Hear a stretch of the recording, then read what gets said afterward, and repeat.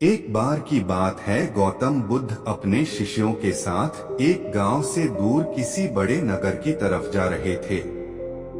गर्मी के दिन थे और रास्ता भी बहुत लंबा था। गौतम बुद्ध अपने शिष्यों सहित बहुत देर से चल रहे थे, जिस वजह से उन्हें बहुत प्यास लगती है।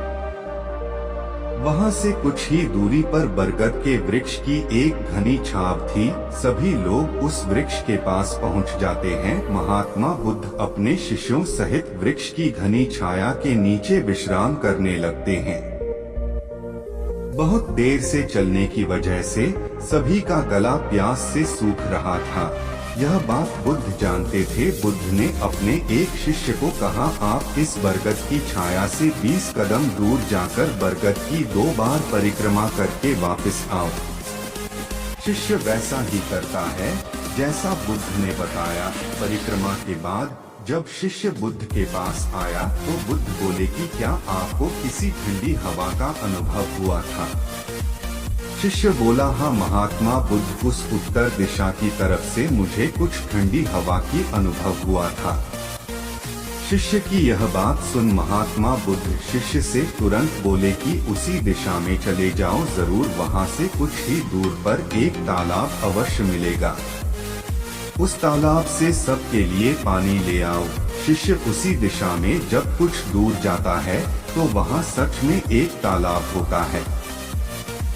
तालाब देख शिष्य बहुत प्रसन्न होता है और तालाब के निकट जाकर जैसे ही तालाब से पानी भरने वाला होता है, तभी शिष्य की नजर वहां दूर तालाब में कपड़े धो रही कुछ स्त्रियों पर जाती है। यह देख शिष्य मन में सोचते हैं कि यह पानी तो गंदा हो गया है। लेकिन जब शिष्य ध्यान से तालाब के पानी को देखते हैं कि अभी भी तालाब का कुछ पानी साफ है, इतने में 2 बैलगाड़ी जोर से तालाब के किनारे से होती हुई निकल जाती है। बैलगाड़ी के पहिए तालाब की मिट्टी के ऊपर इतनी जोर से निकलते हैं कि तालाब के नीचे बैठी बहुत सारी मिट्टी तालाब के ऊपर आ जाती है, जिस वजह से तालाब का बचा हुआ पानी भी गंदा हो जाता है। यह देख शिष्य बिना पानी लिए क्रोध में महात्मा बुद्ध के पास वापस चला जाता है। शिष्य बड़े ही निराशा भाव से महात्मा बुद्ध को सब बात बताता है। शिष्य की बातें सुन सभी शिष्य बोलते हैं कि हमें तुरंत यहाँ से निकलना चाहिए, किसी दूसरी जगह पानी की खोज करनी चाहिए, वरना प्यास के मारे जान निकाल जाएगी। इधर महात्मा बुद्ध सभी को शांत होने के लिए कहते हैं और बोलते हैं कि धीरज रखो, कुछ देर यहीं बैठो, उचित समय आने तक संयम बनाए रखो। सभी महात्मा बुद्ध की बात सुनकर शांत हो जाते हैं और वहीं बैठ जाते हैं। कुछ समय बीत जाने के बाद महात्मा बुद्ध फिर से अपने शिष्य को उसी तालाब से पानी लाने के लिए कहते हैं। शिष्य बिना कोई सवाल किए उसी तालाब से पानी लेने के लिए फिर से चला जाता है। तालाब की हालत देख शिष्य को यकीन नहीं होता। तालाब का पानी पूरी तरह से साफ होता है। यह देख शिष्य बहुत खुश होता है और पानी भरकर महात्मा बुद्ध गौतम बुद्ध के पास आ जाता है। सभी पानी पीकर अपनी प्यास बुझाते हैं। लेकिन अभी भी सबके मन में ये एक सवाल था कि आखिर यह चमत्कार हुआ कैसे? तालाब का सब पानी तो गंदा था। उन्हें लगा कि जरूर ये गौतम बुद्ध की शक्ति है। इनमें एक शिष्य ने यह सवाल महात्मा बुद्ध से पूछ ही लिया कि यह चमत्कार आपने कैसे किया?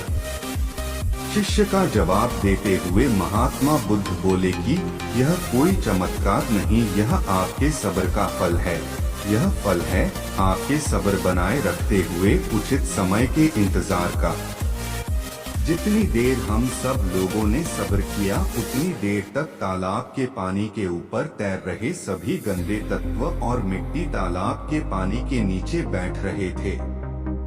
फिर कुछ देर बाद शिष्य जब वहां तालाब के पास पहुंचा, तब तक सब दूषित कण नीचे बैठ चुके थे, जिस वजह से तालाब का पानी पहले की तरह साफ हो चुका था तथा तालाब साफ दिखाई दे रहा था। यदि उस समय आप लोगों ने सब्र न किया होता, धैर्य न रखा होता, तो आप सब इतनी गर्मी में पानी की खोज में प्यासे रहकर शायद अब तक मृत्यु को प्राप्त हो गए होते, क्योंकि यहाँ से अगला कोई तालाब है या नहीं, और होगा भी तो क्या उसका पानी साफ होगा या नहीं। इन सब कारणों से आप कभी प्यास न बुझा पाते और प्यास से मर जाते। फिर इतना बोलने के बाद महात्मा बुद्ध शिष्यों को एक सीख देते हुए कहते हैं कि जैसी स्थिति हम लोगों के समक्ष आज आई है, वैसी ही स्थिति और मुश्किल दौर जिंदगी के हर मोड़ पर आएंगे। तब उस समय भी आपको ऐसे ही संयम बनाए रखना होगा और अपने विवेक से काम लेते हुए ही आपको एक उचित फैसले के साथ सही नतीजे पर पहुंचना होगा।